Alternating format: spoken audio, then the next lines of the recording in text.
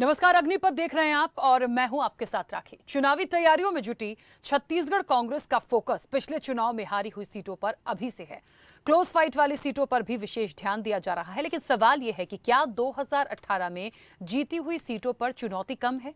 तैयारी भारतीय जनता पार्टी भी कर रही है। आंकड़ों पर नजर डालें तो वर्तमान में कांग्रेस 71 सीटों पर काबिज है और बीजेपी के पास महज 14 सीटें ही हैं। लिहाजा ज्यादा चुनौती तो भाजपा को है, लेकिन वो विपक्ष में है। 2018 के विधानसभा चुनाव के बाद जो उपचुनाव हुए थे उसमें भी कांग्रेस को बड़ी बढ़त मिली थी। यही कारण है कि कांग्रेस कॉन्फिडेंस में है कि जीती हुई सीटों पर कोई चुनौती नहीं होगी। उधर बीजेपी का कहना है कि कांग्रेस की स्थिति प्रदेश की 90 विधानसभा सीटों पर ठीक नहीं है। आने वाले समय में भाजपा ही सरकार में आएगी। अब छत्तीसगढ़ में वर्तमान राजनीतिक परिदृश्य को समझा जाए तो 2023 के विधानसभा चुनाव में भाजपा के पास खोने के लिए कुछ नहीं है, लेकिन कांग्रेस पार्टी सत्ता में है। हर 5 साल में होने वाले चुनाव में एंटी इनकम्बेंसी, विधायकों के व्यवहार से जनता की नाराजगी, योजनाओं का लाभ न मिलने से वोटर्स की नाराजगी जैसे कई विषय होते हैं, जिसे लेकर परिणाम बदलते रहते हैं। बावजूद इसके 15 सालों बाद छत्तीसगढ़ की सत्ता में आई कांग्रेस पार्टी अपनी सरकार के काम और किसानों की सौगात की दम पर फिर से सरकार में आने का दावा कर रही है। भाजपा हो या कांग्रेस, दोनों ही दल पिछले चुनाव में हारी हुई सीटों पर जमकर मेहनत कर रहे हैं। प्रदेश के मुखिया भूपेश बघेल खुद भेंट मुलाकात के माध्यम से जनता का मन टटोल रहे हैं। पिछले चुनाव में बिलासपुर जिला कांग्रेस के लिए कमजोर साबित हुआ था। यही कारण है कि बिलासपुर जिले में मुख्यमंत्री 3 दिनों तक कार्यक्रमों के माध्यम से जनता को खुश कर रहे हैं। ऐसे में सबकी नजर 2023 के चुनाव पर है और निशाना हारी हुई सीटों पर। लेकिन तस्वीर तो नतीजों के बाद ही साफ होगी। क्या है छत्तीसगढ़ के सियासी समीकरण और किसके वादों में है दम? चर्चा को आगे बढ़ाएंगे, उससे पहले कुछ प्रतिक्रिया है, सुनाते हैं। छत्तीसगढ़ में भी बड़े बड़े वायदे किए थे, एक भी वादा पूरा नहीं हुआ है। झूठ बोलना, झूठे वायदे करना और उसको भी भरोसा दिलाने के लिए छत्तीसगढ़ की भावुक और छत्तीसगढ़ की धर्म भीरू जनता को गंगा जल हाथ में लेकर कसम खाकर आपने झूठे वादे किए, एक भी वादा पूरा नहीं हुआ है।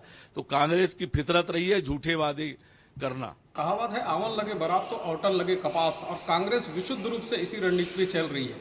4.5 वर्षों तक तो इनको जनता की सुध आए नहीं। अब चुनाव की बेला में ये चाहती है कि शहरी मतदाताओं को लुभा लें। कांग्रेस को याद रखना चाहिए कि उन्होंने जन घोषणा पत्र में संपत्ति कर आधा करने की बात की थी, उल्टा उन्होंने संपत्ति कर बढ़ा दिया। महिला स्व सहायता समूह की बहनों से इन्होंने कर्जा माफ करने की बात की थी, बल्कि कर्जा माफ करना तो दूर, उनके रोजगार छीन लिए हैं। शहरी क्षेत्रों में मोर आवास मोर चिन्हारी, मोर आवास मोर आस के नाम से गरीब अपना मकान बनाने का आस कर रहा था, लेकिन इस सरकार ने उनका आवास तक नहीं दिया। बिल्कुल छत्तीसगढ़, मध्य प्रदेश, राजस्थान सब में कर्नाटक का जो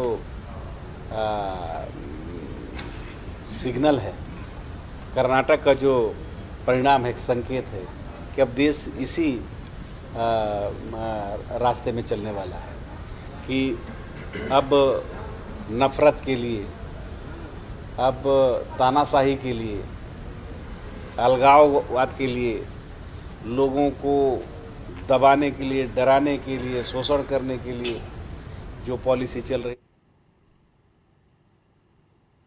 तो 23 की डगर है, हारी हुई सीटों पर नजर है। निश्चित तौर पर होना भी चाहिए, चाहे कांग्रेस की जो सीटें उनको ना मिली हो उस पर नजर हो सकती है। बीजेपी को तो पूरी ही नजर रखना है, क्योंकि उनको तो सत्ता में आना है। ये उनके लिए बहुत महत्वपूर्ण चुनाव है। लेकिन कहीं ना कहीं ये बात भी बिल्कुल सही है कि कांग्रेस यदि ये मानती है कि जो जीती हुई सीटें हैं उस पर पूरा कॉन्फिडेंस है कि दोबारा मिल जाएगी, तो ऐसा शायद नहीं सोचना चाहिए कांग्रेस को, क्योंकि जनता है और जनता का निर्णय कब बदल जाएगा कोई कुछ नहीं कह सकता। इन 5 सालों में कितनी योजनाएं आई हैं, कितनी फलीभूत हुई हैं, कितना विकास हुआ है, कितना जनता को दिया है, कितनी नाराजगी विधायकों को लेकर है। वाकई में बहुत सारी चीजों का एक रिपोर्ट कार्ड बनता है जो जनता के पास होता है और वो अपना निर्णय एक बटन दबाकर देती है। खैर, अब जो तैयारियां हैं, किस तरह से समीकरण है, किस तरह से प्लानिंग्स हैं, क्या मुख्य मुद्दे हैं, इस चर्चा को मैं आगे बढ़ाऊंगी। हमारे साथ मेहमान जुड़े हैं। सबसे पहले आपका परिचय करा दें।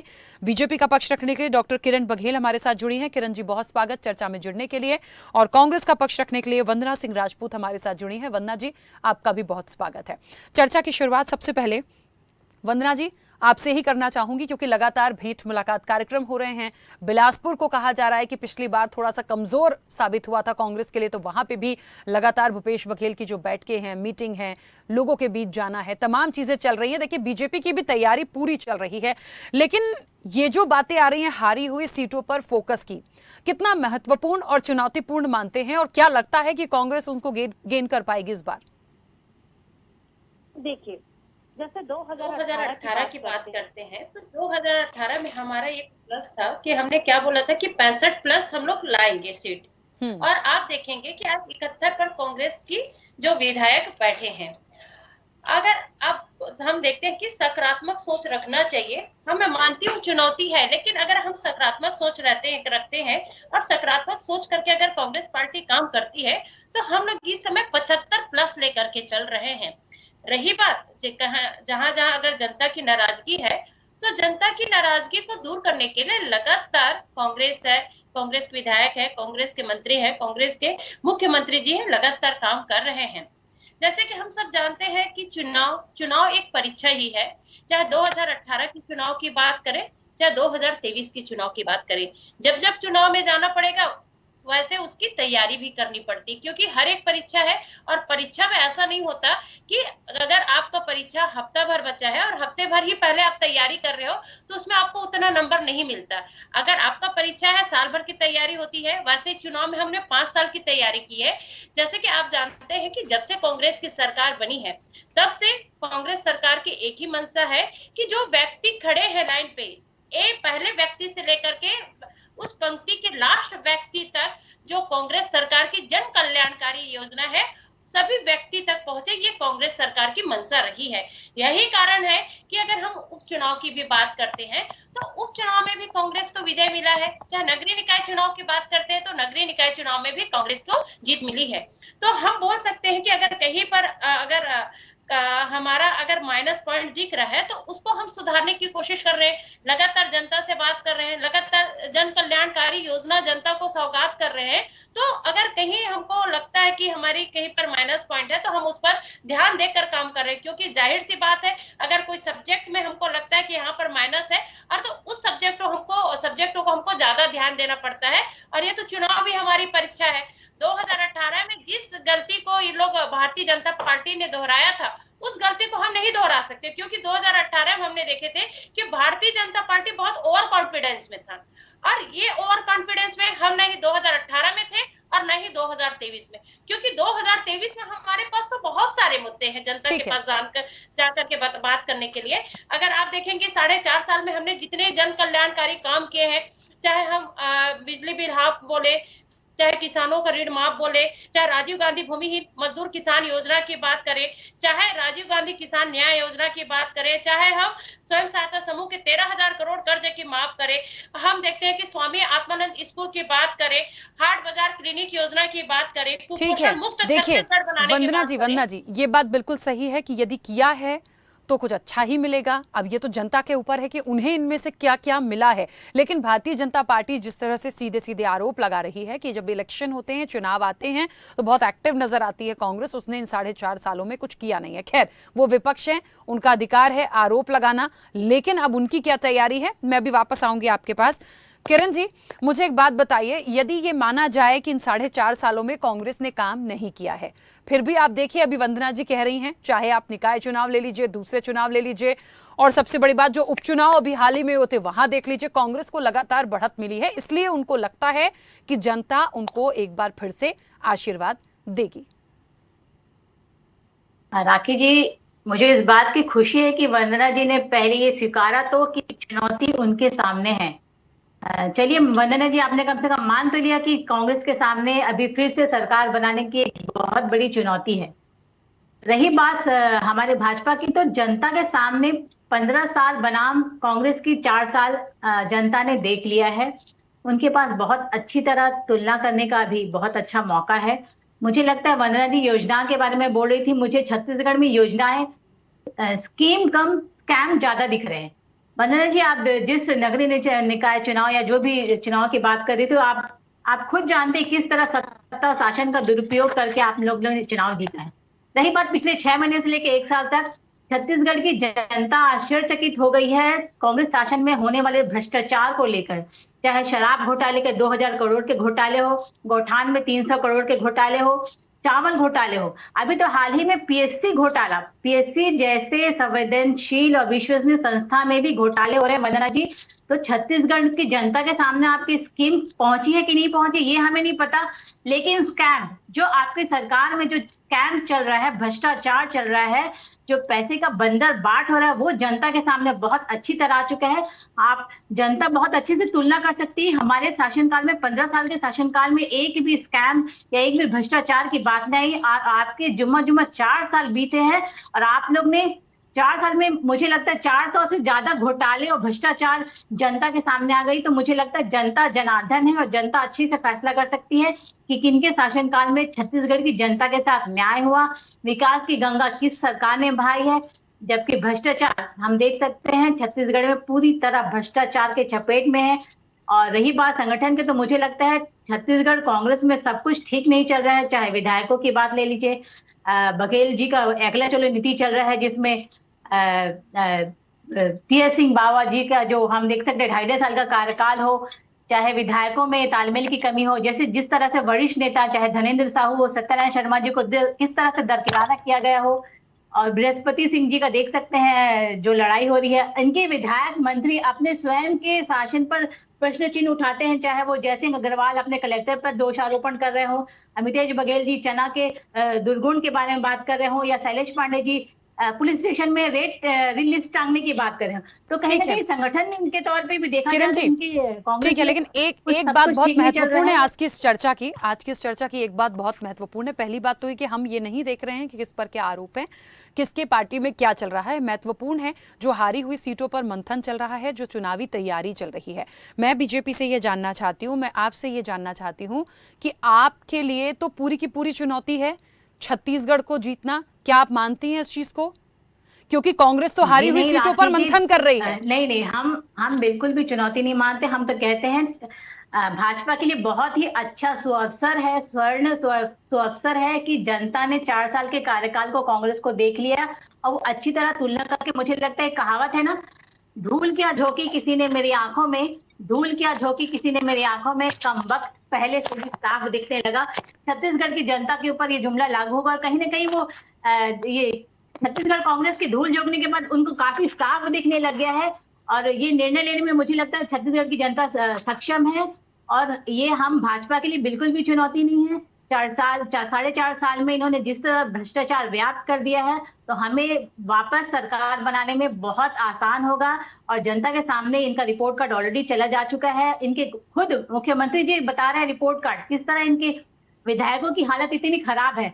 तो हम बिल्कुल भी चुनौती के रूप में नहीं देख रहे हैं। और मैं तो कहती हूँ पिछले साल के कंपेयर में इस साल तो भाजपा बहुत पूर्ण बहुमत से सीट हासिल करेगी और फिर सत्ता में काबिज होगी। चलिए, ये आने वाले समय की बात है, लेकिन जिस तरह से आप कह रही हैं कि अभी वर्तमान सीटों की यदि मैं बात करूं तो 71 और 14, अब 71 और 14 भी यदि आपको चुनौती नहीं लग रहा है तो फिर ये पता नहीं कौन सी जादू की छड़ी भारतीय जनता पार्टी चलाएगी। लेकिन धरातल पर तमाम चीजें समझ में आती हैं। मैं ये नहीं कह रही कि कांग्रेस का ग्राफ बहुत है, कांग्रेस कर लेगी, लेकिन देखिए जिसकी सरकार होती है या जो आया है उसके वो ये एक्सेप्ट कर रहा है कि उसके लिए हाँ चुनौती है, हारी हुई सीटों पर चुनौती है, और जो है उनके पास उसमें भी, क्योंकि बहुत सारी चीजों को देखा जाता है। खैर वंदना जी, बहुत अलग सलग मुझे थोड़ा सा लगा और बहुत अजीब भी लगा है, क्योंकि भारतीय जनता पार्टी इस पूरे इलेक्शन को चुनौती मान ही नहीं रही है। तो कांग्रेस के सामने ये चुनौती, फिर कैसे आप उसको चुनौती मान रहे हैं? आपके पास तो वैसे ही 71 है, 75+ आप जाने की बात कर रहे हैं। कांग्रेस पार्टी ये ऐसी पार्टी है, लोकतांत्रिक पार्टी है। अब मैं अभी किरण जी की बात सुन रही थी, ये जो बोल रहे थे ना चुनौती के बारे में, चुनौती नहीं है, इन लोगों का अहंकार बोल रहा है। यही अहंकार 2018 में इन लोग को धरातल पर ला करके 14 सीट में सिमटा दिया था। आने वाले चुनाव में आप देख लीजिए 14 से जस्ट हाफ होने वाला है, क्योंकि किसी भी लोग जो व्यक्ति का अहंकार है वो अहंकार कभी जीत नहीं सकता है। और रही बात चुनौती की, तो इंसान जो मैं पहले भी बोली, जो चुनाव है एक परीक्षा है और परीक्षा होती है वो हमेशा चुनौती होती है। और रही बात, आपने बहुत अच्छी बात बोली, जादू की छड़ी। वाकई में देखो तो भारतीय जनता पार्टी के पास जादू की छड़ी है। उन्होंने अभी पहले कुछ एक क्या बोलते बैठक में इस चीज को उल्लेख भी किया था। कैसे उल्लेख किया था? क्यों इन लोगों की फितरत में ही है खरीदना और बेचना। चाहे विधायक की बात करें, चाहे हम देश की संपत्ति की बात करें, इन लोग को लगता है कि लोकतांत्रिक जो देश है, जो जनता से चुन करके जो आया जाते हैं, उनको पल भर में षड्यंत्र करके उनको गिराया जा सकता है। उसमें भारतीय जनता पार्टी के वहां पर मुख्यमंत्री बनाया जा सकता है। इन लोगों की फितरत में है। लेकिन हम लोकतांत्रिक देश में रहते हैं, हम जनता के जो जनादेश है उसका हम सम्मान करते हैं। इसीलिए हम लोग इन लोग के जो षड्यंत्रकारी रचना है उसके रचने पे हम लोग कुछ नहीं बोलना चाहते। लेकिन मैं ये बात बोलना चाहती हूँ कि अगर घोटाला की बात करते हैं तो इन लोग की 15 साल में जो कथनी और करनी में चिट फंड घोटाला की बात करते हैं, नान घोटाला की बात करते हैं, पनामा घोटाला की बात करते हैं, सीएम मैडम कौन है इसकी जानकारी अभी तक नहीं दी है भाजपा के नेता ने, हम उसकी बात करते हैं। रही बात अगर कांग्रेस पार्टी की बात है तो हम सिर्फ और सिर्फ मुद्दा पे बात करते हैं, क्योंकि आज जनता मुद्दा पे बात करना चाहती है और मुद्दा के बात सुनना चाहती है, जो भारतीय जनता पार्टी कभी नहीं करती। आप देखेंगे कि आज हमारे प्रदेश और देश में सिर्फ और सिर्फ नफरत का माहौल है। आज महंगाई पे बात नहीं करते। 2014 में यही लोग चिल्लाते थे ना, बहुत हुई महंगाई की मार। अब की बार मोदी सरकार महंगाई इतनी बेलगाम है, किरण जी आज महंगाई पे बात नहीं करती है। आज देखेंगे कि सबके खाता में 15 लाख आएंगे, उसके बात नहीं करते हैं। प्रति वर्ष 2 करोड़ बेरोजगारों को रोजगार मिलेंगे, इस पर बात नहीं करते हैं। किसानों की आय दोगुनी होगी, इस पर बात नहीं करते हैं। लेकिन आप देखेंगे कि जनता है सब समझती है। ठीक है, छत्तीसगढ़ की बात करते वंदना हैं, जी, छत्तीसगढ़ किसानों का देश है जी। ठीक है वंदना जी, जो आपके पास सीटें हैं, जो जीती हुई सीटें हैं वो, और जो हारी हुई सीटें हैं, क्या ये दोनों कांग्रेस के लिए चुनौती मानती हैं आप? देखिए, अगर जीती हुई सीट की बात करते हैं तो जीती हुई सीट में मैं एकदम धरातल और हकीकत बात बोल रही हूँ मैं, कि आप देखेंगे कि जब कोई विधायक बनता है तो विधायक जब काम करता है तो कहीं ना कहीं कई लोग ऐसे होते हैं कि थोड़ा बहुत नाराज होते हैं, तो चुनौती तो दोनों में रहती है। बिल्कुल, चलिए साफ गोई से स्वीकार तो किया, ठीक है, ये अच्छी बात है, साफ गोई से स्वीकार किया। किरण जी, 14 सीटें हैं, वो 14 से डबल हो जाएंगी या वो 14 भी आधी चली जाएंगी? क्योंकि ये यदि वो एक्सेप्ट कर रही हैं तो बीजेपी का भी एक आकलन होगा कि उन 14 पे क्या वही के वही या कोई और? नहीं, बिल्कुल राखी जी, हमारी सीट तो 14 से बिल्कुल ही बढ़ने वाली। मैं तो पूरे दावे के साथ कह रही हूँ कि इस बार हम पूर्ण बहुमत के साथ सत्ता में आएंगे, क्योंकि हमने जो 15 साल में छत्तीसगढ़ के लिए किया है वो, और इनका 4 साल का कार्यकाल, आप देख सकते हैं कितना फर्क है। और मुझे जनता के फैसले पे और हमारे पिछला जो कार्यकाल में जो हम लोग ने विकास के कार्य किया है छत्तीसगढ़ की जनता के लिए, उस पर हमें बिल्कुल ही विश्वास है, भरोसा है। और हो सकता है कि कुछ सीटों में चुनौती हो, वो हमेशा रहती है। वो कुछ सीटें जो लूप होल्स वाली सीटों में हमें हो सकता है मेहनत करनी पड़े, लेकिन हम अपने आने वाले समय में जीत के लिए बिल्कुल ही आश्वस्त हैं। आप लोग 14 सीट में सिमट गए, आप लोग विकास के काम करते हैं तो जनता आपको क्या 14 सीट में सिमट? 15 साल में एंटी इनकम्बेंसी हो जाती। जनता ने आपको 5 साल का मौका दिया जिसपे आप खड़े नहीं उतरे, इसलिए हम अपनी जीत पे आश्वस्त हैं। पनामा घोटाला, आप लोग किसानों को तो आप लोग ने बोला था कि बोनस देंगे करके वादा किए थे। वंदना जी, सरकार तो आपकी है, घोटाले का तो निराकरण आपके सरकार में अभी तक हो जाना चाहिए था। वंदना जी, सरकार आपकी है, अगर घोटाले हुए थे तो उसका निराकरण आपकी सरकार को करना था। अभी तक आप लोग चुप क्यों बैठे हैं? समझ चुकी है कि आप लोग सिर्फ और सिर्फ खोखली वादा करते हैं और जैसे ही सीट मिलता है जनता को आप लोग भूल जाते हैं। चुनाव आता है, महिलाओं को आप लोग वोट बैंक मानते हो और महिलाओं के सशक्तिकरण के लिए आप लोग कुछ भी वोट बैंक आप मानते। महिलाओं के साथ आप लोग ने जो छलावा किया है ना, महिला समूह के साथ, जो उनका रोजगार रेडी टू ईट का मामला, रेडी टू ईट रोजगार आपने बीज निगम को दे दिया है। छत्तीसगढ़ के युवाओं के सपनों के साथ आप लोगों ने खिलवाड़ किया है। पीएससी जैसे विश्वसनीय संस्था में टॉप 20 में खिलवाड़ किया गया है। छत्तीसगढ़ के टैलेंटेड बच्चों के भविष्य के साथ आप लोग की सरकार ने खिलवाड़ किया है। वंदना जी, छत्तीसगढ़ के बेरोजगार युवा, छत्तीसगढ़ की महिलाएं, सब देखिए, देख रही मुझे हैं ऐसा लगता और है 4 महीने बचे हैं वंदना दोनों जी, के पास सब दूध का दोनों दूध, के पानी पास का पानी पक्ष हो और जाएगा। विपक्ष के पास बहुत सारी, कहते हैं ना, इतनी सारी बातें हैं कहने और बताने के लिए कि इन्होंने नहीं किया, वो कह रहे हैं उन्होंने नहीं किया। इसका निर्णय जनता दे देगी, लेकिन साफ गोई से इस बात पर तो बात हो जाए कि कहीं ना कहीं वाकई यदि कहीं कोई कमी रह गई है छत्तीसगढ़ के विकास में या जनता से जुड़ी हुई जो योजनाएं थी, यदि उसमें से हम कुछ नहीं दे पाए हैं तो अब भी हमारे पास समय है, हम उन पर काम शुरू कर सकते हैं। नहीं हो पा रहा है, जनता तक जा रहे हैं, उन्हें बता सकते हैं, लेकिन जो कुछ भी है उसे स्वीकारना तो पड़ेगा। झूठ बोलने से क्या होगा? अभी बार बार घोटाले की बात निकल रही है। मुझे बता दीजिए कि नान घोटाला हो गया, चावल घोटाला हो गया, राशन घोटाला हो गया, दुनिया भर के तो घोटाले हैं। क्या किसी को कोई सजा मिली है? सिर्फ जांच है, जांच है, जांच है, सब जांच ही तो कर रहे हैं। तो जनता बहुत अच्छे से जानती है कि सिर्फ जांच ही चलती रहेगी, आना कुछ भी नहीं है, क्योंकि जब ऊपर से नीचे तक मिली भगत होगी तो खुलासा कैसे होगा? तो उस पर तो हम जाए ही ना। ठीक है वंदना जी? देखिए, आपने बहुत अच्छी बात कही। ये राशन घोटाला, जैसे देखते थे कि पहले पूर्वती रमन सिंह सरकार की बात चलती थी, उस समय उनके जब कार्यकाल चलते थे, आप मानेंगे नहीं मैडम, जैसे चुनाव आता था, जस्ट जितने व्यक्ति नहीं है उससे डबल राशन कार्ड बन जाता था।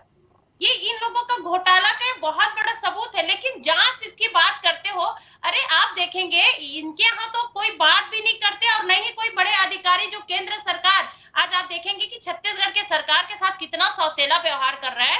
इनके पास पूछताछ करने के लिए ईडी नहीं जाती है। जितना भी घोटाला कर ले, चिट फंड घोटाला की बात करें हम, चाहे नान घोटाला की बात करें, है ना, सीएम मैडम कौन है, इनकी पूछताछ नहीं की जाती। ठीक है, अगर पूछताछ अच्छा होती है ठीक है, तो चलिए सिर्फ वंदना और जी, सिर्फ किरण जी अभी चावल घोटाले को लेकर, क्योंकि ये बात निकली है तो मैं पूछ ही लूं। ये खबरें आई थी, ये बात आई थी, एक टीम आई थी, केंद्र से एक टीम भेजी गई थी जांच करने के लिए, कुछ पता चला सरकार के खिलाफ कि नहीं चला?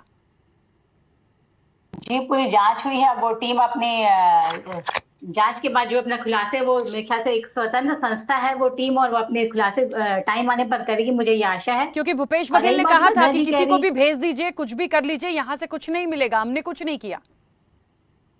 भूपेश बघेल जी तो समय समय पे उनके एक से एक वक्तव्य जारी होते रहते हैं। बातों की जादूगरी है तो कोई भूपेश बघेल जी से सीखे। और रही बात ईडी, आप देख सकते हैं चावल घोटाला से लेके, आप वंदना जी सौतेला व्यवहार की बात कर रही थी। छत्तीसगढ़ की जनता के 11 से 18 लाख मकान आप लोग ने वापस कर दिए हैं वंदना जी। आप लोग ने छत्तीसगढ़ की जनता के सर से छत छीन लिया है, उनका चावल छीन लिया है, युवकों से बेरोजगार छीन लिया है, रोजगारी छीन ली है, महिला समूह की रेडी टू ईट वाली महिलाओं से उनका रोजगार छीन लिया है। चिट फंड कंपनी की बात करते थे वंदना जी, सरकार में आने से पहले भूपेश बघेल जी अपने जेब से बोलते थे छत्तीसगढ़ के विकास का ब्लूप्रिंट तैयार है। कहाँ है वो विकास का मॉडल? क्यों अब तक कोई नया विकास का कार्य शुरू नहीं हो पाया? कोई भी नया इंफ्रास्ट्रक्चर छत्तीसगढ़ में क्यों डेवलप नहीं हुआ? वंदना जी, एक भी नया विकास का कार्य, नया कोई इंफ्रास्ट्रक्चर शुरू किया गया छत्तीसगढ़ में? एक भी बड़ी इंफ्रास्ट्रक्चर का बात बता दीजिए वंदना जी। कोई भी नई इंडस्ट्री, जितनी भी मेडिकल कॉलेज आए, एम्स आए, और पीडीएस सिस्टम जो पूरे भारत में लागू होता है, वो सब हमारी सरकार की देन है। वंदना जी, एक भी योजना या एक भी इंफ्रास्ट्रक्चर का विकास का नया कार्य हो तो बता दीजिए वंदना जी। चलिए, अभी इलेक्शन नजदीक है, तैयारियां चल रही हैं, खूब चर्चाएं होंगी, हम पूछेंगे एक दूसरे से सवाल। फिलहाल समय की सीमा है, मुझे आप दोनों को रोकना होगा। आप दोनों का बहुत शुक्रिया इस चर्चा में जुड़ने के लिए। निश्चित तौर पर देखिए, आरोप प्रत्यारोप होती है बार बार, वही होता है ना कि पक्ष विपक्ष में रार है और किसकी लगेगी नैया पार, ये एक बड़ा सवाल है, क्योंकि नैया पार तो जनता ही लगाएगी। किसी बात का कोई खुलासा सामने नहीं आएगा, ये सिलसिला यही ऐसे ही चलता रहेगा। अब आने वाले समय में देखेंगे कि जनता किसका साथ देती है। चर्चा में इतना ही, दीजिए इजाजत, नमस्कार।